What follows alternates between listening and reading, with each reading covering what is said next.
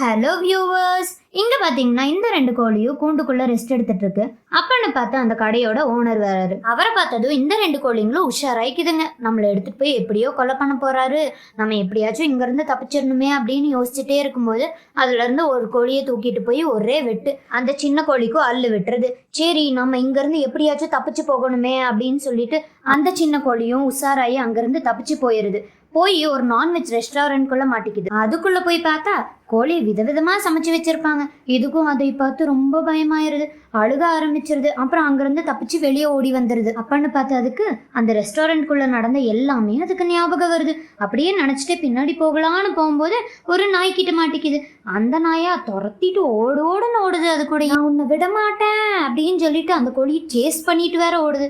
பார்த்தா ரெண்டு பேருமே ஒரு இடத்துல போய் மாட்டிக்கிறாங்க. இந்த நாய் அந்த கோழியை கொலை பண்ணலான்னு போகும்போது யாரோ ஒரு நல்ல மனுஷன் ஒரு கல்லை தூக்கி அந்த நாய் மேல ஒரே வீசு. அந்த நாயும் கொய் கொய் அப்படின்னு கத்திட்டு ஓடிடுறாங்க. அப்ப அந்த கோழியும் அவர் மேல ஏறி நின்றுட்டு என்னை காப்பாத்தினதுக்காக ரொம்ப தேங்க்ஸ் உங்களுக்கு அப்படின்னு சொல்லிட்டு இருக்குது.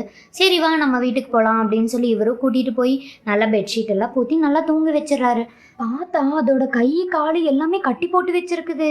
அப்பதான் அந்த கோழிக்கு தெரிய வருது, இந்த மனுஷன் நம்மள தந்தூரியாக்க தானே கூட்டிட்டு வந்திருக்கிறான் அப்படின்னு சொல்லிட்டு. அப்புறம் அந்த கோழியை சதக்குன்னு ஒரே வெட்டு.